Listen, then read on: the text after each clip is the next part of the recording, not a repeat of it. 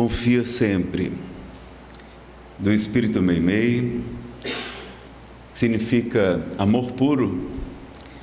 Esse espírito tão nobre que desencarnou tão jovem, deixando o seu esposo Arnaldo Rocha, que era lutador de jiu-jitsu, materialista, e um dia esbarra nas calçadas de Pedro Leopoldo com aquele homem diferente.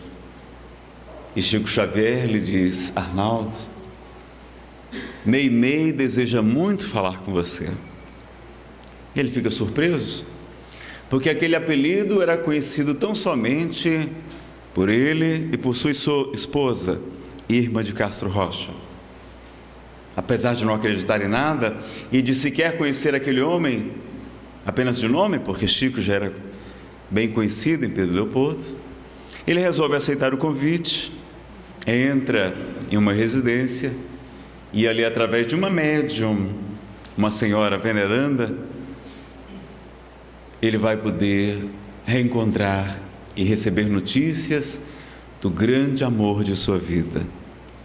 E Meimei, a partir de então, vai psicografar através de Chico centenas de mensagens, publicar livros, falando sobretudo a respeito do amor, da caridade, do bem que devemos fazer às crianças, aos pequeninos, aos órfãos. Vem nos falar desse amor puro que Jesus nos ensinou. E nós tentamos então ler uma mensagem para o nosso seminário sobre ansiedade, estresse, onde abordamos também a questão da síndrome do pânico, o transtorno obsessivo compulsivo, a terapia de regressão a vidas passadas, que vai nos trazer a mensagem desse espírito amigo e generoso sobre como devemos nos portar diante dos momentos de aflição. Confia sempre. Não percas a tua fé entre as sombras do mundo. Ainda que os teus pés estejam sangrando, segue para a frente, erguendo-te por luz celeste acima de ti mesmo. Crê e trabalha. Esforça-te no bem e espera com paciência. Tudo passa e tudo se renova na terra, mas o que vem do céu permanecerá. De todos os infelizes, os mais desditosos são os que perderam a confiança em Deus e em si mesmos, porque o maior infortúnio é sofrer a privação da fé e prosseguir vivendo. Eleva, pois, o teu olhar e caminha, luta e serve, aprende e adianta-te, brilha a alvorada além da noite. Hoje é possível que a tempestade te amarfanhe o coração e te atormente o ideal, aguilhoando-te com a aflição ou ameaçando-te com a morte. Não te esqueças, porém, de que amanhã será outro dia. Então, nós temos aí, não é, essa mensagem belíssima, e conta o próprio Chico que um dia ele estava muito aflito, sofrendo muitas incompreensões, perseguições dos ateus, da igreja da época que não compreendia os fenômenos extraordinários que aconteciam através daquele homem tão simples e bom. E abraçando a doutrina espírita, ele vai se ver alvo de muitas intrigas, de muitas calúnias, ser inclusive perseguido pelos próprios companheiros de ideal. A série A Vida no Mundo Espiritual, o livro Nosso Lar, que é uma obra de doutrina espírita de alta envergadura. Ana Mazarena, mas será que é isso? Será que isso está de acordo com a doutrina? Será que Kardec falou nesses termos? Olha, mesmo que se abstraísse os detalhes da narrativa, o que temos de conhecimento moral naquela obra já valeria o seu estudo para nós refletirmos e transformar as nossas vidas. Então, numa dessas noites em que ele está muito aflito, ele vai pedir ao seu benfeitor generoso, Emmanuel, que jamais o abandonara, e vai pedir: Emmanuel, será que Nossa Senhora poderia mandar uma mensagem para me consolar, porque eu estou sofrendo muito? E esse espírito nobre, então, parte para as regiões celestes, e depois de algum tempo, disse Chico, a Senhora de Nazaré mandou dizer que tudo passa, e que isso também passará. Ele achou certamente a mensagem curtinha, mas como Chico jamais pretendeu ser alguém muito grande, aliás, ele foi eleito o maior brasileiro de todos os tempos, e queremos agradecer aqueles que ajudaram na votação que aconteceu pela internet, pelos celulares, nessa campanha promovida pelo Sistema Brasileiro de Televisão.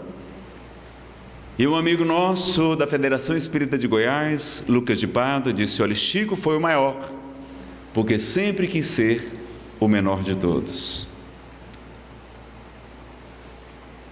E quando a gente analisa a frase de Jesus, aquele que quiser ser o maior de todos, seja servo de todos, seja aquele que mais serve. Então Chico fica muito feliz com aquela mensagem, porque percebe que vem do coração amoroso de Maria Santíssima, e coloca então, escreve em um cartaz com letras garrafais, e coloca na parede do seu quarto, quando ele acordava de manhã, que lembrava de todas as aflições, as perseguições, ele lia, tudo passa. E ele, é verdade, e lia, se animava um pouco, trabalhava, cria, não é? Continuava crendo, continuava trabalhando, servindo, amando, não tinha nem tempo de se preocupar com as calúnias, com as críticas. Aliás, Divaldo diz isso, que se ele for se defender, ele não faz outra coisa. Tantas críticas também que esse nobre trabalhador, 85 anos de idade, agora no dia 5 de maio, ele completou, de 2012, e continua também, apesar de todo o trabalho, reconhecido. Toda a iniciativa de divulgação passar, quantos dias do ano? Mais de 2/3 da vida fora de casa, dormindo em hotéis, dentro de aviões, carregando malas pesadas. Um homem cardíaco que já desencarnou aos 64 anos de idade, se viu fora do corpo e encontra o espírito de sua mãe, Ana, e ele pergunta: mamãe, o que aconteceu? Eu desencarnei? Desencarnou, meu filho. Mas os bons espíritos estão decidindo se você continua aqui conosco mais algum tempo, ou se você retorna à pátria espiritual. Ele disse: mamãe, o que é que a senhora está fazendo aí? Vá lá conversar com esses espíritos, interceda por mim. E aí tem a notícia de que lhe foram concedida uma nova oportunidade, uma nova moratória. Ele pediu só mais 10 anos, e já se passaram muito mais que isso, né? Ele tinha 64, já passaram 21, e ele continua trabalhando, continua amando, continua servindo. É como um dia Jerônimo Mendonça também, o gigante da alegria e da resignação, que era muito enfermo, muito doente, e um dia ele estava com hemorragia muito grande, estava quase para desencarnar. Aliás, essa é outra história, tem muitas histórias sobre Jerônimo. Mas ele teve então uma consulta com os médicos, e eles disseram: Jerônimo, a sua vida está por um fio, você está prestes a falecer. E como ele era muito amigo do Chico, ele pede então para ir até Uberaba, para poder despedir-se do seu grande companheiro, daquele que lhe sustentara em horas tão difíceis. E chegou lá e disse: Chico, os médicos disseram que a minha vida está por um fio. E Chico sorriu, sempre tranquilo. Ele disse: mas Jerônimo, Emmanuel está dizendo aqui que eles não disseram qual foi a qualidade desse fio. Se era um fio de algodão, se era um fio de nylon, se era um fio de aço. E Emmanuel está dizendo aqui que trabalha e que o fio engrossa. Ele sorriu e continuou ainda muitos anos trabalhando, amando e servindo. Adaptaram um aparelho de telefone no seu rosto, porque ele ficou completamente paralítico. E como tinha insônia, via os espíritos que lhe atormentavam muitas vezes, era vítima de obsessões também. E não era por acaso que ele estava naquela condição. E como dormia 2, 3 horas por noite, ele então utilizava-se de um telefone e, como que se fosse um precursor do CVV, esse Centro de Valorização da Vida, que tem salvo muitas pessoas do suicídio, auxiliado muita gente a recuperar da depressão. Ele vai varar as madrugadas atendendo aqueles que pensavam em tirar a sua própria vida, falando da alegria de viver. Um homem paralítico, cego, com uma doença terminal, com um saco de quase 30 quilos sobre o peito, para ajudar a bombear o sangue do coração e para aliviar as dores. E esse homem cantando, dando palestras, fazendo poesias, fundou centros espíritas, abrigos para crianças, porque ele houvera conhecido Jesus, que é a nossa alegria, é a alegria de todos nós. E com o Espiritismo, então, qualquer dor, qualquer sofrimento, qualquer aflição, encontra o consolo, a explicação, a paciência. Então Chico foi muito feliz com a notícia, de que tudo passa, e com o passar do tempo, foi vendo que todos aqueles problemas foram passando. E aí ele já estava tão contente, começou a ficar eufórico. Só olha, tudo passa, tudo passa. Aí Emmanuel teve que dizer: Chico, essa alegria toda também passa. Vamos trabalhar, vamos continuar trabalhando.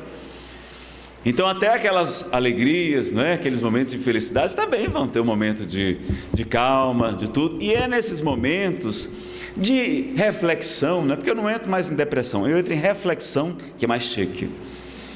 Então esses momentos de romantismo serão momentos de introspecção, da gente fazer aquele mergulho íntimo, a jornada do autoconhecimento que a gente está sempre adiando. E vamos poder então nos conhecer um pouco mais, investigar quais os talentos que o Pai nos confiou e podermos então multiplicá-los, despertando. Porque Divaldo, conversando com Joana de Ângeles, a sua mentora, ela lhe disse certa vez: Divaldo, as flores, as rosas, elas despertam somente com o nascer do sol. Bastam os primeiros raios deste nosso irmão querido para que elas desabrochem. Não importa se é horário de inverno, de hora de verão, elas despertam somente com o raio do sol. Mas as pedras, Divaldo, as pedras precisam ainda da dinamite para despertar. Nós talvez sejamos essas pedras, meus amigos. Precisamos ainda dessas pedras, dessas dinamites, dessas explosões, dessas convulsões, dessas crises de ansiedade, de pânico, de depressão, para despertarmos para o amor, que é a verdadeira missão aqui na Terra. Então a doutrina espírita vai mostrar que tudo é para o nosso bem, que Deus só permite o mal, está lá no Evangelho segundo o Espiritismo, porque sabe que dali nascerá um bem maior. Então nada de aflição, nada de desespero, porque tudo é para o nosso bem. Nós falamos aqui da programação reencarnatória, e quantas vezes nós aceitamos passar por uma doença aqui na Terra, para que ela nos ajudasse a nos melhorar. A esofagite de que eu estava doente era um alerta: Nazareno, você precisa cuidar da ansiedade, comece a estudar o assunto, dê palestra, mesmo que você não cumpra ainda tudo que você fala, mas fale, porque é o roteiro, porque não é como nos ensina Alberto Almeida, num seminário transpessoal que nós comentamos, belíssimo. O processo de serenidade não é uma fórmula mágica, é um trabalho construído dia a dia. E ele pergunta no seminário: a que horas nasce o sol aqui em Cuiabá, por exemplo, pessoal? Que horas nasce o sol? Que horas começa o alvorecer aqui? Quem sabe? Não é 6 horas. É à meia-noite. Porque a partir de meia-noite, não é? A Terra já está girando na direção em que os raios do sol irão encontrar a nossa cidade. Então é um processo que a gente vai construindo, até que às 5, às 6, a gente vai perceber a claridade com mais intensidade, mas ela começa à meia-noite. Então, do mesmo modo, esse processo de buscar a serenidade, ele é uma construção nossa, é um caminho. É como quem vai fazer aquele caminho de Santiago, não é? De Compostela. A chegada lá, depois de 15, 20, 30 dias de caminhada, não é o objetivo. Ali é realmente o ápice da jornada, mas é durante a caminhada que a pessoa aproveita aqueles instantes, aquela natureza exuberante, para perceber que é um ser imortal, se encontrar em pleno contato com a natureza, né? Sem nenhum misticismo, que no Espiritismo nós não temos superstições, misticismo, mas é um momento que as pessoas param. Uma aluna minha do ESG fez, e elas Nazarena, a gente levava uma mochilinha só nas costas para carregar peso. A roupa, a gente mesmo se hospedava em lugarejos simples, tinha que a gente mesmo lavar, caminhava várias horas, então ficava com as pernas tudo cansadas, né? Mas foi uma jornada, senti a presença de meu pai, muito próxima de mim, me emocionei, foi às lágrimas, e a outra pessoa, que era inclusive uma monitora do estudo sistematizado, também registrou a presença do Espírito, porque estavam ali então buscando se espiritualizar, refletir, porque nós estamos sempre correndo, não é? Esta vida moderna então, tão cheia de afazeres, tão cheia de distrações, como nós falamos aqui no Apocalipse, aqueles que estão distraídos, muitos não se salvarão. Porque a gente está tão distraído ganhando dinheiro, preocupado com as contas, com isso, com aquilo, né? Com as aflições, que a nossa mente está entorvelindo. A gente não está tranquilo, não está presente, como nós vimos ontem, Jesus nos convidando à atenção plena, à vivência plena. Então, é importante que todos nós possamos, né, nos aquietar. E a doença também, como a depressão, vai obrigar a gente a parar, a fazer esse mergulho. E quando a gente descobrir qual o objetivo, o que a depressão está querendo nos ensinar, nós vamos dar um gigantesco salto na nossa evolução espiritual. Eu fui ateu durante 12 anos, completamente materialista, vivia nas farras. Por pouco não desencarnei de um acidente de carro, alcoolizado, fazia uso do álcool. A minha sorte é que naquela época não havia o crack, não havia essas drogas pesadas, que se tivesse, eu certamente teria experimentado. Então o jovem não tem noção de responsabilidade. Os psicólogos dizem que essa consciência realmente de responsabilidade só vai começar a chegar por volta dos 21, 23, 25 anos de idade. Ele não sabe o que faz, ele não tem a real noção da consequência dos seus atos. Então, quanta bobagem que eu fiz, quanto orgulho, quanta vaidade intelectual, quanto egoísmo, quanta indiferença. E foi necessário então que o cachorro do bom pastor viesse me buscar. Vem cá, meu filho, você está fugindo aqui do rebanho, não é? Que nós comentamos ontem. E a gente não gosta não, a gente vem reclamando ali, o cachorro puxando a perna da gente e tal, a gente é uma ovelha meio rebelde, mas ele muitas vezes é que salva a nossa vida. Então, a depressão, o síndrome do pânico, eu tenho um amigo, hoje ele é um dos maiores divulgadores da doutrina espírita no planeta, é o fundador da Estação da Luz, e ele sofrendo de um ataque de pânico, uma síndrome do pânico, um grande empresário, materialista, ele vai assistir uma peça de teatro em São Paulo. E vai assistir a peça Chico, o Cândido Xavier, da Companhia do Caminho. Um grupo fantástico, um trabalho maravilhoso, que um dos seus membros já pôde retornar ao mundo espiritual, Flávio Serra, que era quem interpretava o Chico, mas eles continuam encenando com outros atores, viajando o Brasil inteiro, divulgando, através do teatro, nas casas espíritas, fora das casas espíritas, através de várias peças. Encenaram também Francisco, Cavaleiro de Assis, encenaram A Caminho de Damasco, falando sobre o grande convertido, o apóstolo dos gentios. E ele, depois que assiste aquela peça sobre Chico Xavier, ele fica tão fascinado com o exemplo e a vida de Francisco, que ele vai conhecer a doutrina espírita, muito pouco, mas já vai começar a trabalhar, enquanto a gente às vezes demora 10 anos estudando, e diz, não estou preparado para trabalhar, E ele já vai fundar uma ONG, vai montar as semanas Chico Xavier, expondo, fazendo peças de teatro, colocando dentro do shopping center uma exposição com objetos pessoais de Chico, divulgando quem é Chico Xavier, colocando em telões o Pinga Fogo de 1971,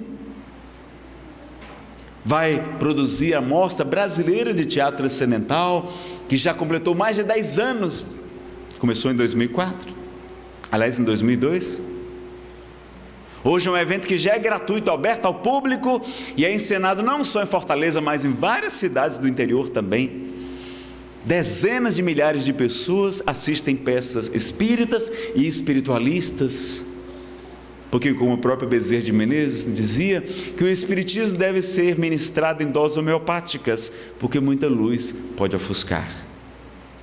Vai com aquele trabalho de teatro, depois com as exposições em defesa da vida, é um dos financiadores do movimento Brasil Sem Aborto, defendendo a vida, fazendo aquelas marchas nacionais junto com tantos outros companheiros, em plena capital federal, para evitar a legalização do aborto no nosso país, e várias outras atividades. E além disso, depois de algum tempo, quando ele foi conversar comigo, o Espírito Samuel Lucas nos inspirou, dizendo, Eduardo, esse trabalho do teatro é apenas um treino, é apenas um ensaio, porque o que nós precisamos fazer é filmes espíritas, porque o filme tem chegado a milhões de pessoas. Quem aqui não assistiu Ghost, do outro lado da vida, com Patrick Swayze, Demi Moore, não é? Todo mundo aqui assistiu, não assistiu? Agora as pessoas assistem, é um filme altamente espírita, não é? Agora a pessoa assiste e acha que aquilo ali é uma história de ficção. O filme emociona, mas não convence. Agora, se a gente lê o Livro dos Espíritos e o Evangelho segundo o Espiritismo, meus amigos, vai abalar as nossas convicções, porque é uma obra de alta profundidade filosófica, racional, lógica, trazendo luz para questões mais intrincadas da humanidade. Agora, muita gente não conhece o Livro dos Espíritos, não sabe nem que existe, não conhece Allan Kardec. E quando me perguntam, Nazareno, por que a França, onde o Espiritismo nasceu, não é o maior país espírita do mundo? Olha, eu acho que é porque vieram aqui para o Brasil os grandes missionários, aqui é que estava o solo mais fértil, e os espíritos, programaram então que aqui o espiritismo vicejasse. E aí reencarna na Pátria Verde Amarela Adolfo Bezerra de Menezes Cavalcante, um homem público, notável, bom, o médico dos pobres, que se declara espírita publicamente no dia 16 de agosto de 1886, no Salão da Guarda Velha, no Rio de Janeiro, diante de médicos, de intelectuais, políticos, e foi um escândalo, numa época onde as casas espíritas eram apedrejadas. Aquilo é que era espírita. Hoje o povo a gente pergunta: você é espírita? Aí ele disse: por quê? Não sei, por quê? Não sou simpatizante. Se você perguntar para um irmão dessas igrejas pentecostais ou neopentecostais, que se declaram evangélicos, né? É o termo mais comum aqui no Brasil. Vocês já viram algum evangélico simpatizante? Eu não conheço. Ou é ou não é. É como está lá em Apocalipse: ou quente ou frio, morno eu vos vomito. A gente não pode mais ficar em cima do muro, pessoal. Ou a gente é ou não é. Mas a gente tem vergonha: não, porque eu não sei, né? Pois aquele que me confessar e testemunhar diante dos homens, eu confessarei e testemunharei diante do meu Pai que está nos céus. Então, por que a gente vai negar essa doutrina que nos ilumina, que nos consola, que nos esclarece, que nos dá alegria de viver, e que é através do nosso exemplo que seremos cartas vivas do Evangelho? Porque as palavras podem até convencer, mas é o exemplo que arrebata as multidões, como ensina o Sol de Assis. Então ele vai começar a produzir o filme Bezerra de Menezes, o Diário de um Espírito, que era para ser apenas um docudrama. Só que todo mundo ficou tão empolgado que ele aproveitou aquele documentário que tinha trechos de depoimentos do nosso querido Nestor João Mazzotti, César Perry de Carvalho e muitos outros, Divaldo Franco, não é? Com cenas, e resolveu chamar o Carlos Vereza e completar aquela cena. Então você vê que é um filme que não ficou assim 100%, por quê? Porque era uma montagem do que era antes um docudrama, um documentário com cenas de drama. Mas foi um sucesso tão grande, Bezerra é tão amado, tão querido, que abriu as portas novamente do cinema para a temática espírita.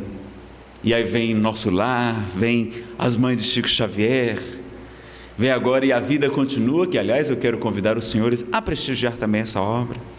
No finalzinho, né, a gente vai colocar um trailer do filme A Vida Continua. Então vejam quantos outros filmes vieram a partir, não é, dessa retomada. E Augusto César Vanucci, que foi um dos grandes amigos de Chico Xavier e que idealizou, não é, a questão de levarmos o Espiritismo para a televisão, para as novelas e para o cinema. Como é importante, porque a gente pode somar a força do livro que esclarece, a força do filme que chega às massas. Que se a pessoa assistir um filme e saber que aquele filme tem um livro, que filme é esse? E A Vida Continua, tem um livro, eu quero ver quem é esse tal de Chico Xavier, quem é esse tal de André Luiz, aí a pessoa vai ler, não é? O livro Nosso Lar, o nosso Nestor Mazzotti conversando com o Divaldo, o livro Nosso Lar demorou 60 anos para vender 2 milhões de livros. Quando foi lançado o filme, em 15 dias, em 2 semanas, 2 milhões de pessoas assistiram o filme. Nas primeiras 2 semanas, 2 milhões. Então, e por causa do filme foi lançado mais 500 mil livros. Estão levando esse conhecimento para tanta gente. Então, a gente prestigiar os filmes espíritas, os livros. Então, no Brasil é o maior país espírita do mundo porque reencarnaram Bezerra, Chico Xavier, Eurípides, Cabachuto, Ivone Pereira, não é? Peixotinho e tantos outros missionários, não é? Ivone Pereira, o próprio Divaldo e tantos missionários aqui. Então é por isso que aqui é o maior país espírita do mundo. Se Chico, sobretudo, que é o maior divulgador do espiritismo, tivesse nascido na França, eu não tenho a menor dúvida, a França seria o maior país espírita do planeta. Porque vejam que onde a pessoa nasce, ou a doutrina, não quer dizer que vai ser o maior. Jesus nasceu na Palestina. E o que é que tem hoje lá? Islamismo. E um pouco de judaísmo. São pouquíssimos os cristãos.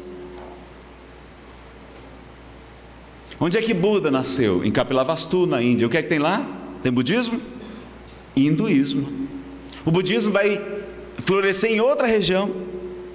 Então vejam que não é o local onde nasce a doutrina, e Kardec não teve tempo de divulgar, só teve 14 anos para estudar o fenômeno, sistematizar, organizar, corresponder-se com centenas de centros espíritas, inclusive aqui no Brasil, e publicar a revista espírita que ele fazia mensalmente, trabalhando com bico de pena nas madrugadas, trabalhando como escriturário, como professor no Liceu Polemático de Paris, e nos deixou uma obra grandiosa, que a gente ainda não leu. Nazareno faz pouco tempo, que publicaram esses livros, 150 anos do Livro dos Médiuns, ano passado. Agora, em 2014, vamos ter 150 anos de o Evangelho segundo o Espiritismo. Realmente não deu tempo não, 150 anos não deu tempo ainda não. Mas para a novela, para a revista de fofoca, a gente encontra tempo, Para as tragédias do jornal, que começa de manhã, tem meio-dia e repete de noite. A gente adora, Tem jornais que, se a gente espremer assim, é capaz de sair sangue. E aí vivemos ansiosos, estressados. Por quê? Porque aquelas notícias nos atordoam. Eu não vejo TV quase. Vejo notícia na internet, ali nos sites que são mais light. Vou escolhendo ali o que eu quero ler, para também não ficar alienado do planeta, Mas se a gente for ficar prestando atenção, porque a mídia enfoca o que tem de pior, porque é isso que vende, é isso que dá notícia. Ninguém divulga o trabalho social que é realizado, em tantas e tantas partes no Brasil e no exterior. Então vejam que o próprio meio também concorre para a produção da ansiedade. Como é que a gente assiste tantos crimes, os jornais locais, sobretudo, mostram todas as tragédias que acontecem aqui ao lado da nossa casa. Como é que a pessoa não vai ficar ansiosa, aflita, preocupada? Com seus filhos, vendo a droga, vendo os assassinatos, os crimes, os ladrões explodindo os caixas automáticos, sequestro relâmpago, tudo isso, como é que a gente não vai ficar? Vai ficar. Agora, se a gente ficar só assistindo aquelas notícias, a gente vai acabar entrando naquela mesma sintonia, agravando o problema da ansiedade. Então, mudar esse quadro mental, a fonte dessas informações, é muito importante. Estou proibindo ninguém de assistir TV, não, nem de ler jornais, mas por que a gente não dedica algumas horas por dia, alguns minutos, para ler uma página edificante do Evangelho? Chico lia todos os dias algum trecho da codificação espírita. E ele fazia trabalho social e assim levar a cesta básica na casa das pessoas. Mas a gente acabou fazendo só essa parte, e ele não fazia só isso não. Ele levava as cestas básicas, mas fazia a visita na casa da pessoa, conhecia o nome de cada um, era amigo das pessoas, visitava os enfermos. E além de entregar os gêneros que ele arrecadava junto com os amigos, vinha aquele grupo, ele ia ler o Evangelho segundo o Espiritismo na casa da pessoa. Essa é que era a caridade de Chico. Não era distribuir sopa, tudo isso é importante, mas é como Paulo nos diz. Deixa eu ver se encontro aqui o livro Paulo Estevão. Quem já leu Paulo Estevão? Tem pouco tempo, Nazareno, que publicaram o livro Paulo Estevão? Tem pouco tempo. Quanto tempo faz que publicou? 70 anos. Acho que não deu tempo de ler ainda não. Olha o que é que Paulo vai dizer para a gente aqui. Lá no Paulo Estevão, diálogo com Barnabé, capítulo 4, segunda parte. Poderemos atender a muitos doentes, ofertar um leito de repouso aos mais infelizes, mas sempre houve e haverá corpos enfermos e cansados na terra. Na tarefa cristã, semelhante esforço não poderá ser esquecido, mas a iluminação do Espírito deve estar em primeiro lugar. Se o homem trouxesse o Cristo no íntimo, o quadro das necessidades seria completamente modificado. Então o que é que Paulo vai fazer? Divulgar a boa nova. E não ficar somente cuidando dos enfermos, não. Porque isso, muitas ONGs, muitas instituições, o próprio governo, até aqui no Brasil, tem muitos programas assistenciais. E tem casa espírita que os trabalhadores estão tão dedicados ao trabalho social, que não tem trabalhador para realizar a tarefa essencial da casa espírita. Chama-nos a atenção José Raul Teixeira, esse expositor querido da cidade de Niterói. Qual é a tarefa principal da casa espírita? Estudar, praticar e divulgar a doutrina espírita. Porque isso ninguém vai fazer por nós, não. Agora, distribuir alimentos, cesta básica, bolsa isso, bolsa daquilo, né? Benefício disso, daquilo. Muitas instituições, muitas vão fazer, mas a tarefa de iluminar o espírito deve estar em primeiro lugar. É como no budismo. No budismo tem 5 tipos de compaixão. Em cima, o Padma Santen, ele esteve participando de um fórum espírita em Pernambuco, e ele dizendo que há 5 tipos de compaixão. Ele vai detalhar, já não tem tempo para isso aqui, mas ele vai dizer que a mais bela de todas as compaixões é a compaixão branca, que eles identificam com cores, que é a compaixão de iluminar as consciências, de falar da imortalidade da alma, é de levar fé, de esperança, consolo para os corações aflitos. Esta é que é a maior compaixão, é a do esclarecimento, que é a maior causa de sofrimento. Nós vimos ontem, são o apego e a ignorância, ou seja, a falta de conhecimento. Conhecereis a verdade, e a verdade vos libertará da ansiedade. Vamos acrescentar, não é? Então a gente introjetar, porque também não basta o conhecimento intelectual, não, é preciso a gente introjetar aquilo, é preciso a gente praticar exercícios de serenidade, momentos, né, de relaxamento, momentos de reflexão, de meditação. A gente falamos aqui ontem, né? Quem aqui estava ontem, só para eu ter uma ideia? Eu estou vendo alguns rostos diferentes, então vamos fazer diferente. Quem não estava aqui ontem? Então pronto, depois vocês acompanham, né? Eu vou tentar publicar no YouTube, depois vocês acompanham a primeira parte para a gente poder avançar um pouco mais, né? Mas vejam então que a gente tem várias técnicas e vai desenvolvendo a serenidade aos poucos, porque tem pessoas que são naturalmente elétricas, não é? São aceleradas. Se você levar o marido para o cinema, ele fica tão inquieto que ele não consegue. Tem gente que não consegue assistir um filme inteiro, sai na metade. Ou então quer ficar conversando, olha isso, porque ele não está acostumado. Ou então é tão elétrico que quando vem para a casa espírita, como está naquele ritmo tão acelerado, quando ele senta para assistir uma palestra, como ele não está acostumado a parar, a meditar, a refletir, a fazer relaxamento, o que é que acontece? Dorme. Tudo bem que teve gente, por causa do horário de verão, está ainda em recuperação, né? Mas a pessoa está tão naquele ritmo tão acelerado que dorme, além de ter, não é, às vezes algumas influências espirituais também querendo que a gente não preste atenção, não é? Aí eu estava assistindo Desdobrado, né? Não, se for para assistir Desdobrado não precisa nem vir para o centro espírita, né? Então vamos estar despertos, não é? Estar atentos para a gente aproveitar cada vez mais. Mas eu sei que o cansaço bate e é natural também, não é? Então vejam que essa questão da ansiedade é que também é uma questão de um treino. Divaldo diz, e às vezes ele vai dar palestra no centro e vê a pessoa tão agitada assim, quando ela senta ele vai dizer, olha, não fique aqui na mesa não, porque você vai dormir. Aí vai ficar chato, porque o presidente dormindo na palestra. Então, sente ali, vamos desfazer a mesa, para que a pessoa não durma ali durante a própria exposição, porque é natural, a pessoa está naquele ritmo tão acelerado, que quando chega num ambiente desse, carregado de fluidos, não é? Onde acontecem verdadeiros tratamentos espirituais,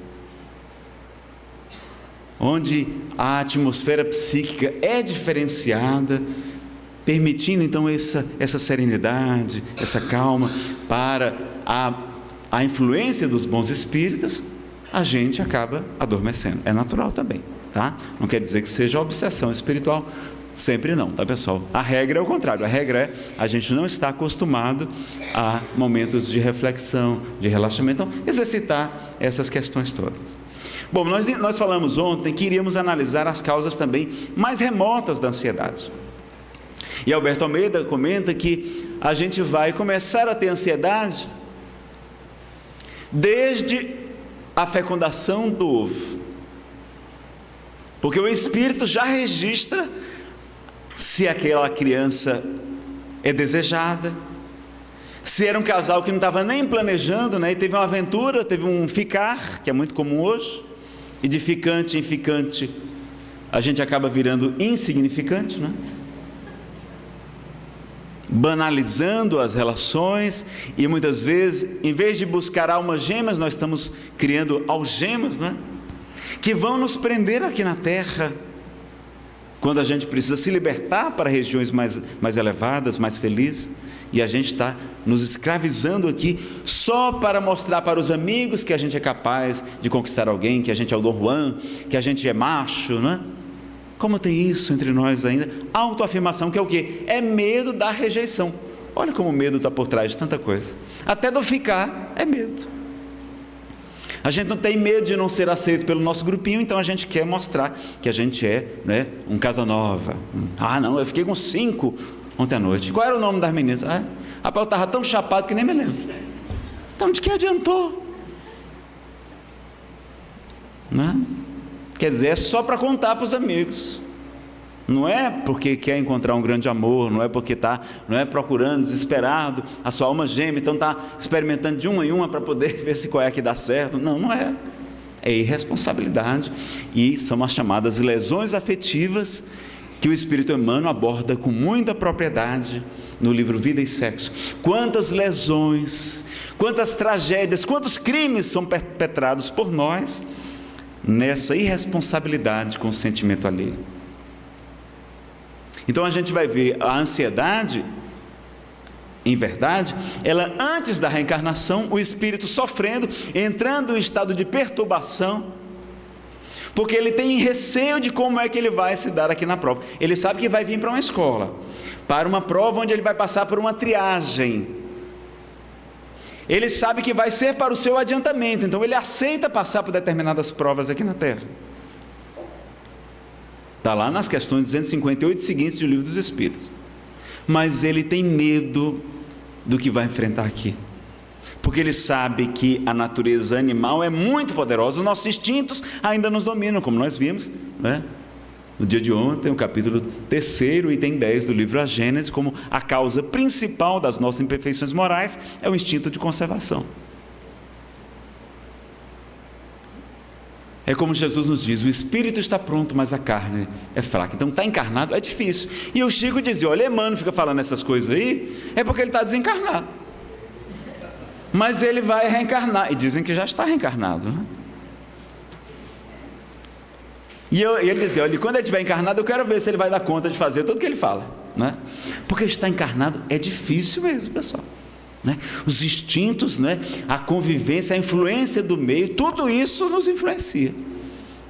A adrenalina e tudo isso vai gerar também esses quadros de ansiedade. Então, a gente tem ansiedade antes de reencarnar. Quando a gente reencarna através da fecundação, né? O momento do início da vida, da ligação do espírito é na fecundação, ou seja, a partir dali já é aborto, está lá no Livro dos Espíritos.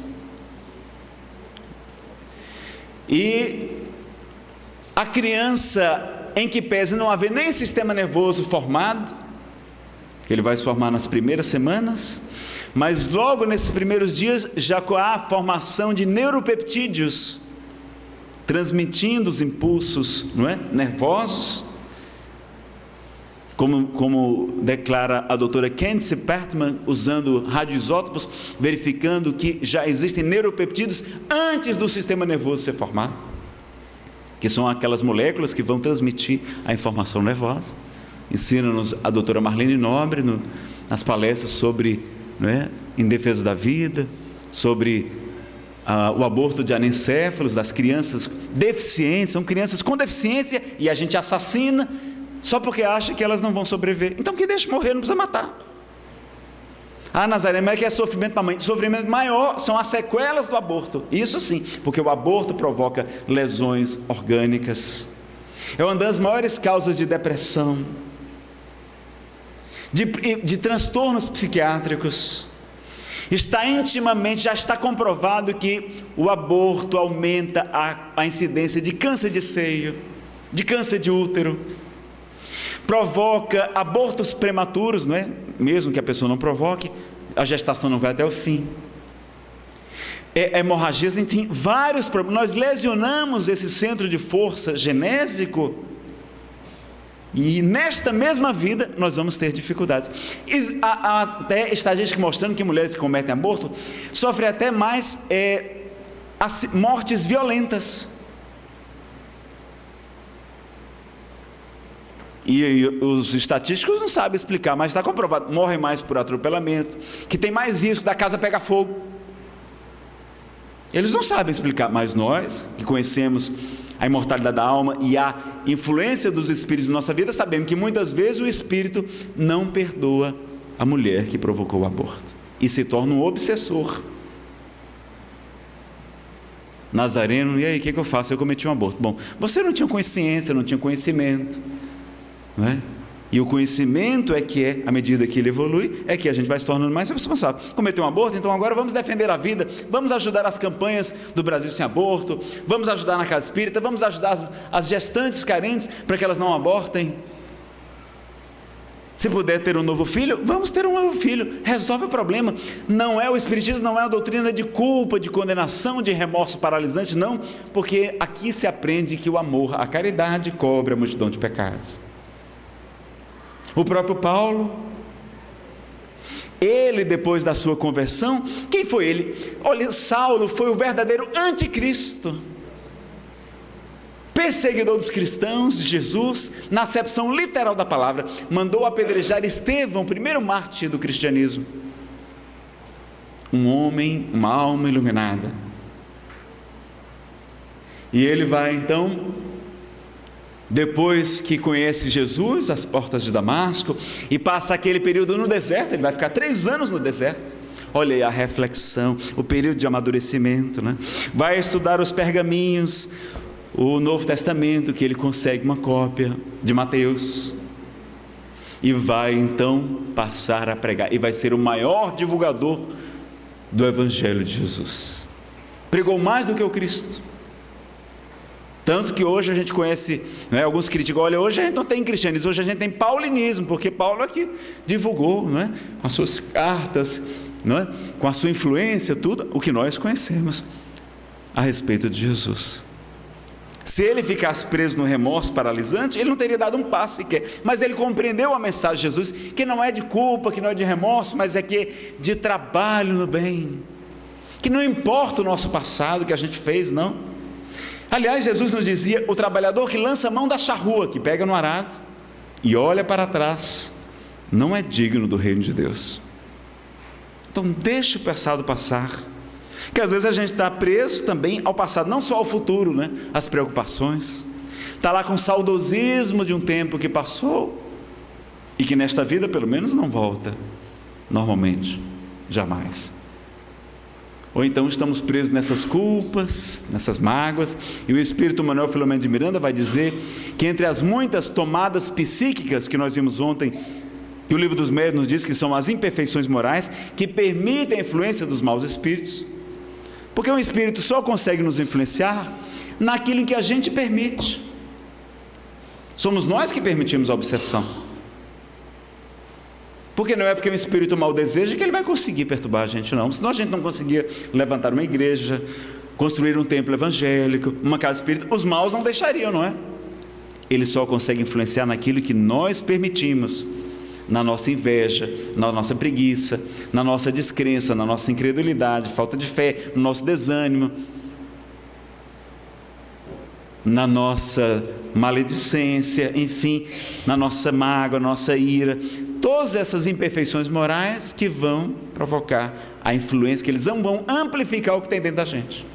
E o sentimento de culpa, Manuel Filomeno de Miranda vai dizer que é o plug mental mais excelente para a instalação da obsessão espiritual. Então nada de culpa, mas sim de responsabilidade. Vamos ter responsabilidade, vamos dizer, olha, Senhor, eu errei, e quero que o Senhor me dê, vou implorar a oportunidade, vou dizer assim, Fátima, pelo amor de Deus, me arrume um serviço aí na casa espírita, que eu quero ajudar, eu quero auxiliar as pessoas, eu quero esclarecer, olha, eu qualquer coisa eu faço, está lá no livro Nosso Lar. Como é que o grande médico, famoso e rico, vai começar a trabalhar na cidade? Como faxineiro. e vai ganhar o mesmo salário do cirurgião-chefe, o doutor Henrique de Luna. Agora tem gente lá em nosso lar que ganha o bônus hora em dobro. Quem é que ganha o do bônus horas em dobro? Quem sabe? Diz que aqui tem uma turma que está estudando nosso lar, não tem não? Isso é importante, ganhar bônus hora em dobro. Quem vai trabalhar nas regiões umbralinas, mas tem outro, quem conta é a dona Laura.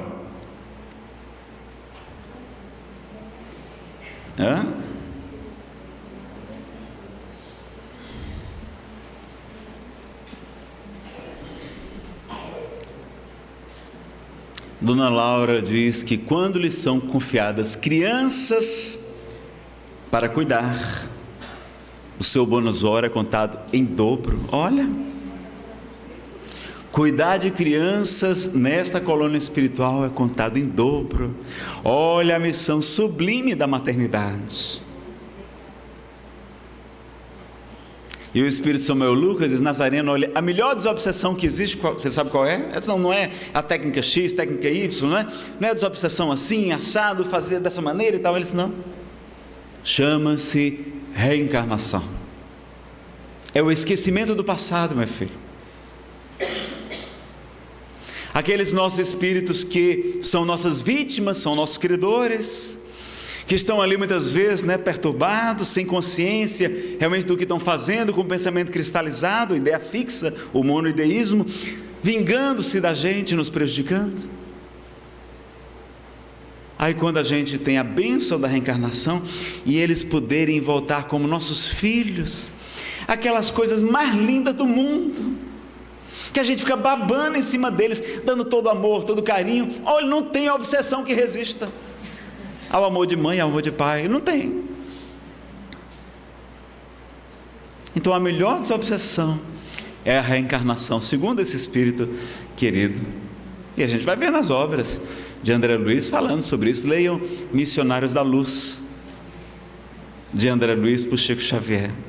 O caso do Adelino, da Raquel e do Segismundo, que eu narrei ontem, não é? Agora ninguém hoje quer ter menino. Não dá muito trabalho, não tenho tempo não. Porque tempo é questão de prioridade. Se uma coisa é prioridade, a gente arruma tempo para ela. Quer ver? Pronto, um jovem que não tem tempo para nada, que vive correndo, fazendo mil uma coisas, pronto, se ele se apaixonar, pronto, ele vai arrumar um tempo para namoradinho. É ou não é? Então é questão de prioridade. Então o Espírito Samuel diz: Nazareno, vocês têm que se apaixonar pela doutrina espírita, pelo trabalho no bem. Aí a gente vai arrumar tempo, porque a gente sabe que ali é o cristianismo redivivo, que ali é a oportunidade de estudo, de trabalho, que o bem que a gente faz aos outros não é pelos outros não, porque Emmanuel diz que quando os bons espíritos nos encontram trabalhando no bem, eles nos concedem moratórias, prorrogam as nossas dívidas, aliviam o fardo que estamos carregando, somente porque estamos auxiliando os nossos irmãos. Então a gente tem que implorar que a Fátima tem trabalho voluntário para esse pessoal todo aqui. Está sobrando trabalho, uma vez por mês, 1 hora, 2 horas, um sábado de manhã, um sábado à tarde, faz um trabalho aqui na própria casa espírita. Vai trabalhar como André Luiz. Como foi que ele foi trabalhar? Como médium de faxina, foi ser faxineiro lá, mesmo salário. Aqui precisa de médium de pintura? Precisa. Médium para servir o chá de gengibre maravilhoso, precisa. Quem estava fazendo, acho que era a dona Anita, estava fazendo ontem, quase de madrugada, porque eu fui falar que eu gostei, e ela querendo me agradar, fez o chá de gengibre. Vocês vão ver que delícia, chá gelado, nesse calor. Então vejam, meus amigos, quanto a gente pode fazer, e quando a gente se ocupa no bem, aí a gente vai ter a consciência tranquila, vai ter o sono dos justos, e vamos receber a ajuda dos espíritos que nós estamos também auxiliando. Chico Xavier dizia que ele visitava, e ele visitava mesmo os enfermos, os presídios. E uma vez um companheiro disse: Chico, você deve ver muitos espíritos obsessores lá, não é? Ele disse: não, ao contrário. Toda vez que eu vou visitar um enfermo ou um detento, vejo sempre ao seu lado almas muito nobres. Os espíritos das mães, das avós, dos filhinhos. Eles agradecem a minha visita, oram em meu favor. Eu chego lá na condição de necessitado e saio muito melhor do que quando cheguei. Então vejam como, quando a gente vai fazendo bem, a gente vai esquecendo das nossas aflições, vai vendo que os nossos problemas são desse tamanho. Então a gente vai no trabalho, que foi a única coisa que Jesus pediu a gente, não foi? Quem sabe qual foi a única coisa que Ele pediu? Para saber quem vai passar à sua esquerda, os cabritos, à direita, as ovelhas, nessa separação, não é que é um processo gradual, moral, não é uma destruição física do planeta, não é final do mundo, mas é final dos tempos, ou seja, final desse ciclo, de uma era de expiação e provas, porque o planeta avança para o mundo de regeneração, como nós vimos na noite de ontem, na palestra. Qual foi o único critério que Ele estabeleceu? Quem sabe qual foi o único critério que Ele pediu? Amar os outros? Não, não foi isso. Amar a Deus? Também não foi isso, não. Então foi, vocês têm que saber, pessoal, isso é importante. A única coisa que Ele pediu para saber quem vai continuar reencarnando aqui na Terra, que vai se tornar um mundo muito melhor, ou vai para regiões mais felizes, daqueles que emigrarão daqui para outros mundos, outros planos, outras dimensões, compatíveis com o seu estado de evolução, promovendo o progresso, como um dia muitos viemos, segundo a narrativa do Espírito Emmanuel, ainda necessitando do controle, da universalidade, do ensino dos Espíritos, mas que diz que aquela lenda de Adão e Eva tem um fundo de verdade, que os anjos caídos, na verdade, eram espíritos que estavam num planeta semelhante ao nosso, de expiação e provas, que chegou o momento em que o mundo haveria de progredir, e como eles tiveram a oportunidade de não acompanhar o progresso, eles emigraram de lá e vieram para o planeta Terra. E aí nós vimos os grandes avanços da civilização egípcia, da civilização chinesa, dos hindus, dos arianos, não é? Que deram origem ao povo hebreu e tantos outros na Europa, no Oriente. 4 grandes principais grupos. E aquele planeta então recebeu esses espíritos mais inteligentes, mais envolvidos, mas ainda atrasados moralmente. Então nós perdemos o paraíso, porque aquele planeta, na constelação de Capela, constelação do cocheiro ou cabra, é a mesma coisa, se tornou um mundo muito melhor, era um paraíso, já tinha muita tecnologia, tinha internet, tinha palestra espírita, tinha tudo de bom, tinha caridade, tinha benefício, tinha muita coisa boa, muita fraternidade. E aqueles que não acompanharam vieram para cá e lamentaram e choraram a saudade do chamado paraíso. A lenda bíblica tem um fundo de verdade, é uma alegoria, uma metáfora, mas ela tem um fundo de verdade. Os profetas registraram e trouxeram para a gente. E qual foi a única coisa que Ele pediu? Não vai salvar nenhuma alma não, daqui hoje? Pronto, uma alma se salvou. Ele só pediu uma coisa, pessoal. Pronto, já valeu o seminário. Só ver isso já valeu. Pronto, já pode, né? Quem quiser no lanche ir para casa, já vai tranquilo, porque já vai saber. Ele só pediu uma coisa. Qual foi a coisa que Ele pediu? Tive fome e tu me deste de comer, tive sede e tu me deste de beber, estava nu e tu me vestiste, estive preso ou enfermo e tu foste me visitar, estava peregrino, sem teto e tu me hospedaste. Jesus faz da caridade um único critério. Então não é ser católico, ser protestante, ser batizado, ser budista, não é ser espírita. O importante é ser bom. A pessoa pode até nem acreditar em Deus, mas se fizer ação, tudo lá são verbos de ação. Não é, não, Nazareno, eu tenho um bom sentimento, eu tenho uma boa intenção. Olha, boa intenção não resolve, não. Ele não falou que quem tem boa intenção, não é, vai passar a sua direita, não. Ele falou, quem fizer. Porque esse povo me honra com os lábios, mas seu coração está longe de mim. Então há quantos 1000 anos Jesus vem nos convidando? Jerusalém, Jerusalém, que mata os seus profetas e apedreja aqueles que vos enviam.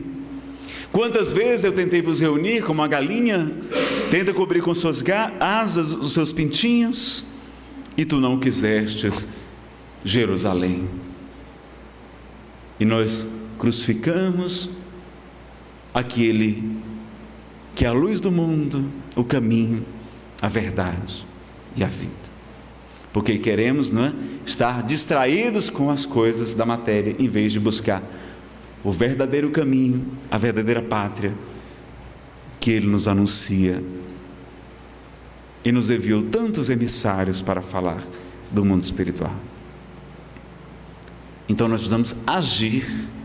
Nazareno não quer dizer que é só dar esmola, não. Falamos aqui que não é isso. Aliás, caridade no Espiritismo é diferente. Lá na questão 886, Kardec pergunta aos espíritos: qual o sentido da caridade como entendia Jesus? Aí eles vão acrescentar 3 coisas. Para lembrar, é só lembrar de acionar o BIP, as 3 siglas, B, I e P. Benevolência para com todos, tratar a todos bem. Pode ser mal, pode ser bandido, pode ser do partido da oposição, que você não gosta, do outro candidato. Tratar todos bem. E é de indulgência para com as imperfeições alheias. Indulgência é dar um desconto, não é? É ser doce, dar um desconto para o defeito dos outros, porque nós também precisamos de descontos. E o P, perdão das ofensas. Não somente o perdão da ofensa dos outros, mas também das nossas próprias ofensas, o auto-perdão que a gente também precisa realizar. Então vejam como quando a gente percebe que Ele não pediu grande coisa, não pediu para a gente virar santo, anjo, no estalar de Deus, não pediu isso não. Mas tem muito espírito ansioso, estressado, porque quer se angelizar, esquecendo de antes estamos aqui para nos humanizar. A proposta de Joana de Ângeles não é angelizar, não, é humanizar. É ter consciência que somos ainda, estamos espíritos imperfeitos. Porque a pessoa acha que humildade é se vestir todo, né, destrambelhado, é ser desleixado, andar com cabelo desgrenhado. Isso não é humildade não, isso é desleixo. Alberto Almeida diz que ele é psicoterapeuta e médico. Quando alguém chega no seu consultório todo, não é, com a roupa toda amarrotada, o cabelo desgrenhado, ele diz: olha, essa pessoa não está bem, porque vestir-se adequadamente é um sinal de bom senso, de equilíbrio. E Allan Kardec foi o bom senso encarnado. Isso não é humildade, porque o reino de Deus não vem com aparência exterior, meus amigos. Tem gente que anda de camiseta, de chinelas alpercatas, barba longa, e às vezes são até ateus. Fizeram um curso de PhD e acham que são PhDeuses. O orgulho nas alturas. Então não é a roupa que importa. Como é que Chico Xavier andava? De paletó e gravata. Como é que Divaldo Pereira Franco se apresenta? Também, né? Bem vestido, se ele tem condição, né? Por que não utilizar? Chico ganhava era doado, era emprestado, mas estava sempre bem vestido. Como é que Eurípides Barçanufo, que casou com a dama pobreza, como é que ele andava? Sempre de terno de casemira, sapatos bem polidos. E as moças da cidade doidas para casar com aquele homem, com aquela inteligência, com aquele coração, com aquele magnetismo extraordinário. A gente vê as pinturas a óleo de Bezerra de Menezes também, lá, como médico, como vereador, como deputado geral, que ele foi eleito 2 vezes.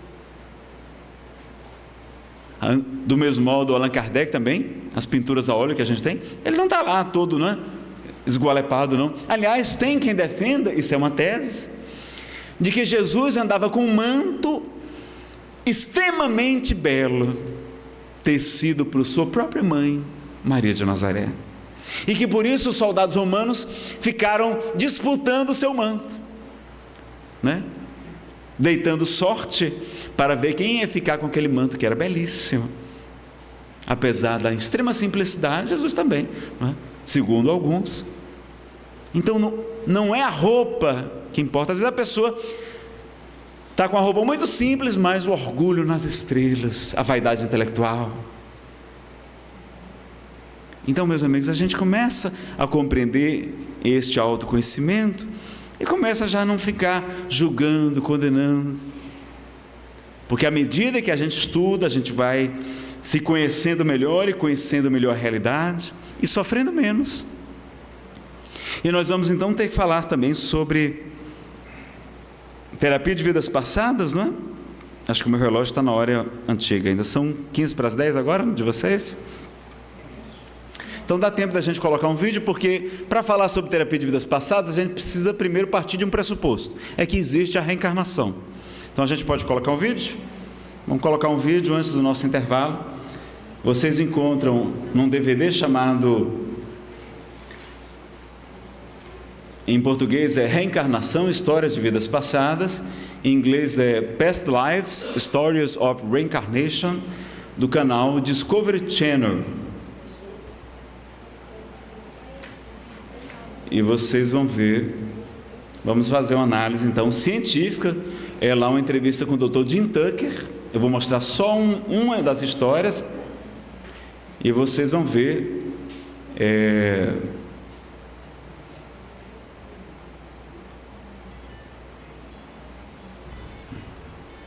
vocês vão ver então que na Universidade de Charlottesville, na Virgínia, o Dr. Ian Stevenson tem um trabalho que até hoje prossegue, apesar que ele está no mundo espiritual.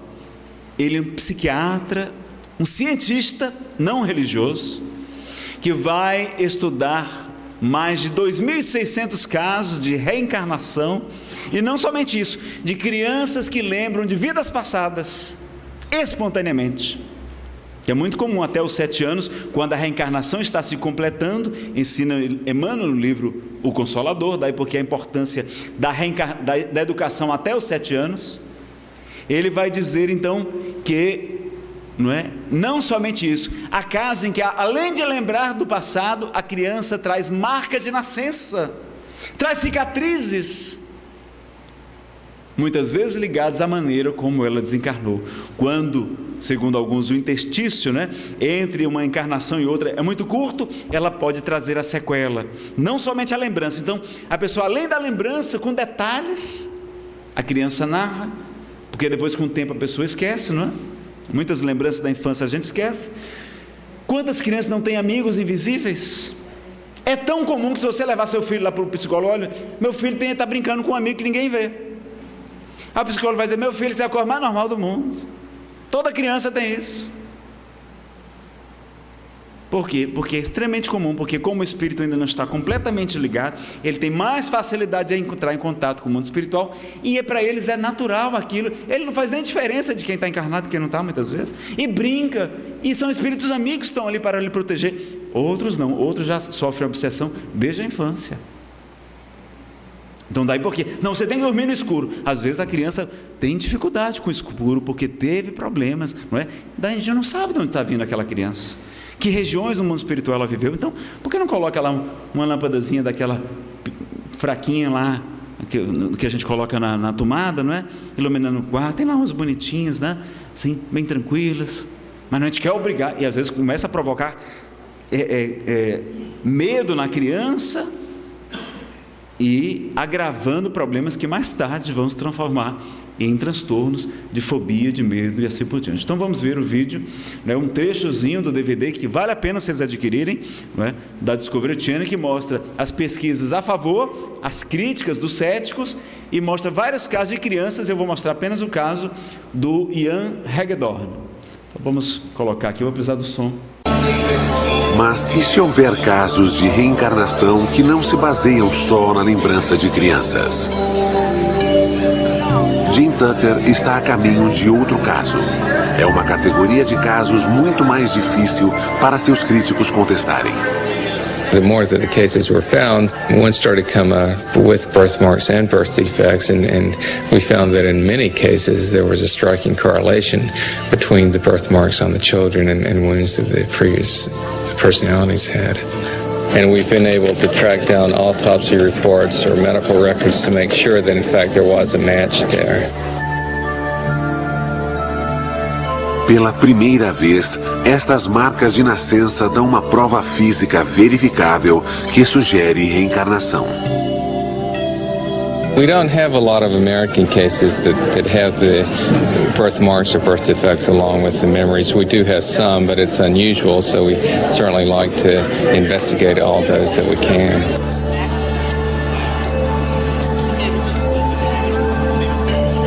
Jim está prestes a visitar um desses casos. Ele está indo para a Flórida para ver um menino que diz ter sido um policial em Nova York morto em um tiroteio.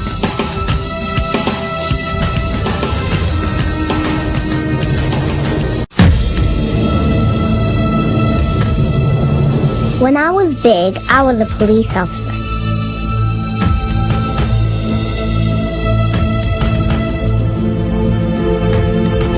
I walked into a store one night. They were bad guys, too.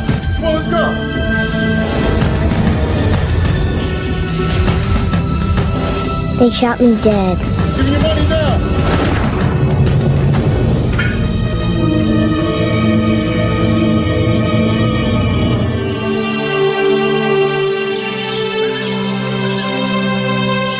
Pensacola, a casa de Maria Hagdorn. Ela tem 2 filhos, Mia, de 2 anos, e Ian, de 5 anos. Ian está muito doente. What kind of dress do you like to wear, Mia? Seu filho sofre de uma rara doença do coração. Quando se esforça demais, fica sem ar e desmaia. Idas ao cardiologista são frequentes. A observação é obrigatória. Ian sofreu 6 cirurgias antes de fazer 4 anos. He was a big, healthy 8.5-pound baby, and they took him off. They said to take a bath, give him a bath, and they never came back. Over an hour went by, so I sent my husband off to find the baby, and he came back quite a bit later with 2 doctors, and they were all crying, very visibly shaken, which I knew that the news was not good. Disseram que Ian não sobreviveria um dia. Só uma cirurgia de emergência o salvaria. 6 horas após nascer, Ian sofreu uma grande cirurgia. Ian had underdevelopment of the pulmonary valve, which is the artery right here we see in this drawing, and that caused the right side of his heart not to develop as well. And what that leads to is a lack of oxygen in his blood. So it's a condition where he is essentially suffocating because not enough oxygen is delivered to the brain and to the rest of the body.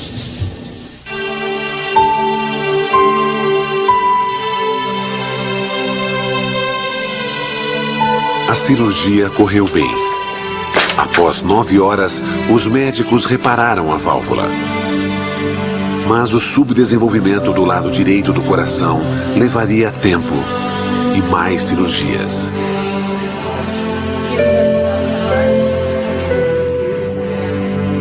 A vida de Ian ainda corre risco. O que traz Jim aqui é um evento que ocorreu 1 ano antes de Ian nascer. My dad was a police officer, and he walked into Radio Shack, and he could tell something was going on. 2 guys up at the front desk pulled a machine gun out of their overcoat and pointed it at the manager. And my dad pulled his revolver and said, "Drop your weapons, I'm a police officer." And somebody was shooting him quite immediately after he said that. 12 people get lightheaded. Jim e Maria revêem a autópsia do pai. A causa da morte se destaca para quem a lê. Seu pai morreu devido a uma artéria pulmonar rompida causada por um tiro. A mesma artéria que faz Ian sofrer. Mas algo mais estranho aconteceu.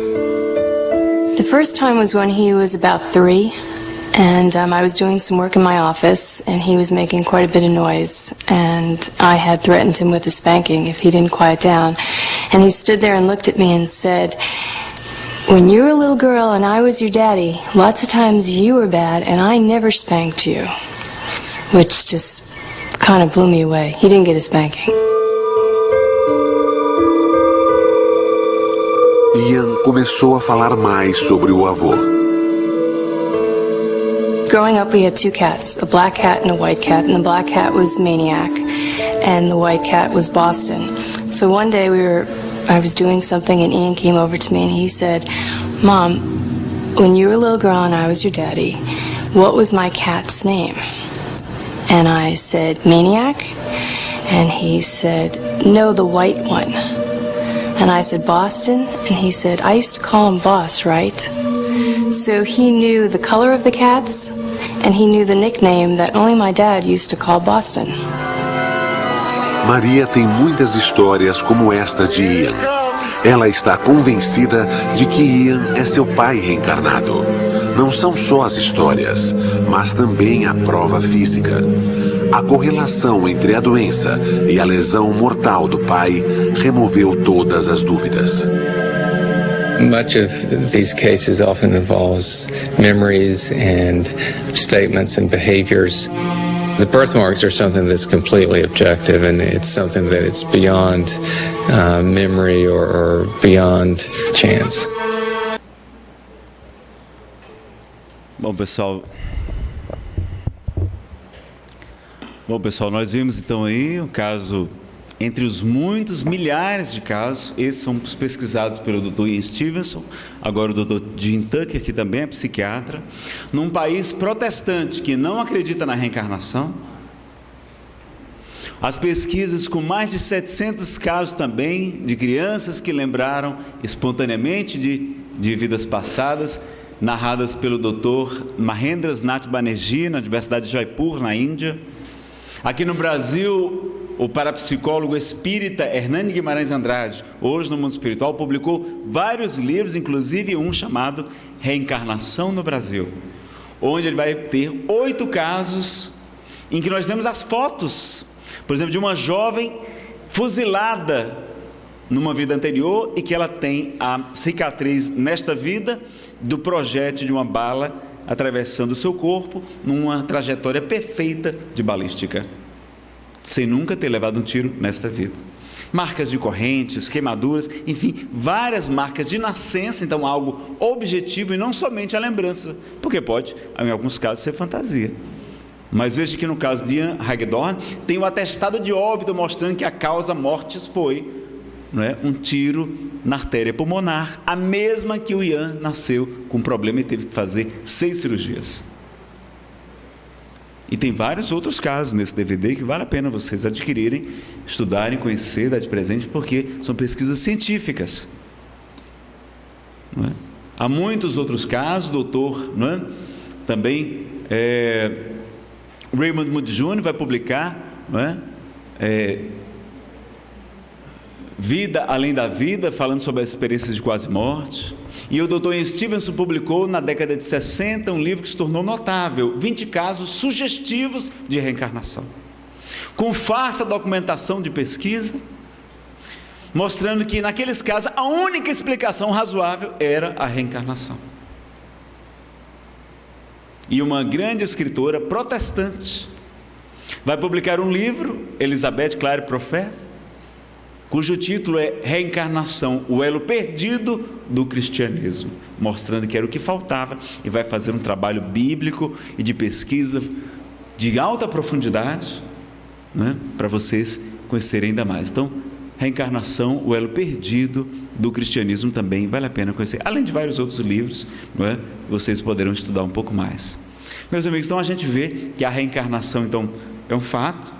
Vamos ver que a ansiedade do feto também, desde antes da concepção, durante a concepção, ele sente quando é rejeitado, quando acontece o aborto, a mãe quer abortá-lo, quando ele é desejado ou não, o trauma de nascer, porque ele está ali num ambiente tépido, protegido, o útero, não existe nenhum berço que se compare com o útero materno.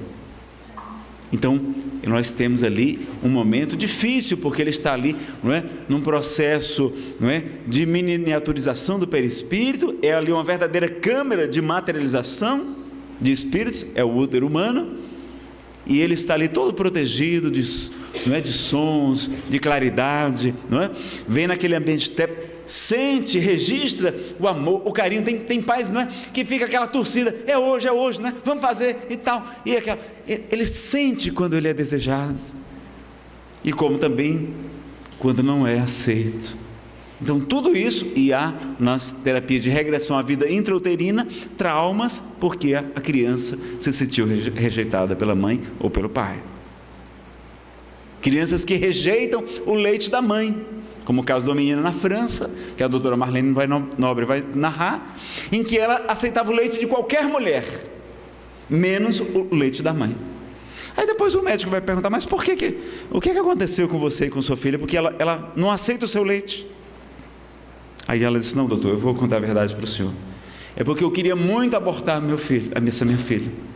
Eu só não abortei porque o meu marido queria muito ter um filho. Então a criança sentiu desde o ventre materno a rejeição que a mãe nutria por ela, porque ela não queria ter uma criança. Então vejam, esses registros vão gerando ansiedades, vão gerando sentimento de rejeição, não é?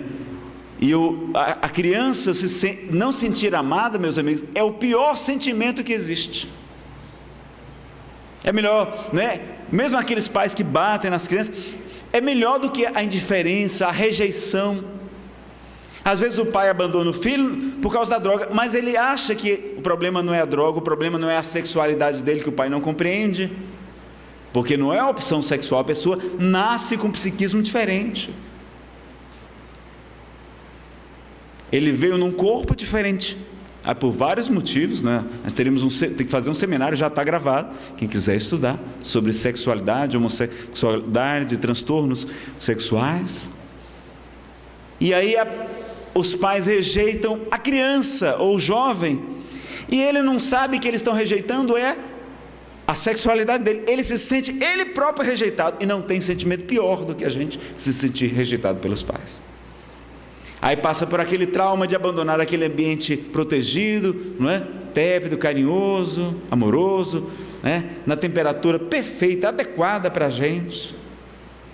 E aí a gente é tirado ali, não é? Naquele movimento bem delicado assim, aquele empurrão, ou aquela gritaria, aquela confusão do parto normal, não é? Mas que seria o ideal aqui no Brasil. Bate recorde de cesarianas.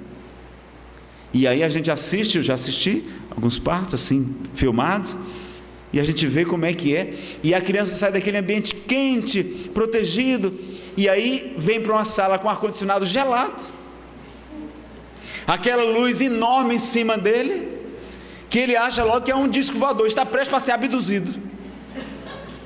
E qual é a recepção, as boas-vindas? Uma palmada na bunda. Bem-vindo ao planeta Terra. Meus amigos, é um trauma muitas vezes, né? Aquela dificuldade, o medo, o receio durante... Como é que vai ser o parto? O parto é uma operação delicada, né? Uma cesárea, enfim.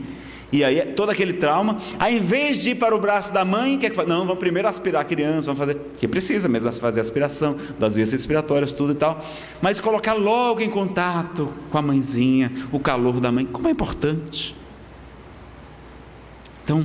a gente vê muitos médicos, né, sem esse cuidado, sem esse preparo, desse aconchego, desse acolhimento, desse espírito que vem para uma experiência aqui na Terra, que é passageira, mas que é uma prova. Ele vem fazer aqui um concurso, um vestibular, que pode ser muito bom, mas pode também, não é? Como André Luiz diz, que muitos de nós viemos aqui para lavar a roupa suja, mas tem gente que vem para cá e retorna com a roupa mais suja do que estava antes.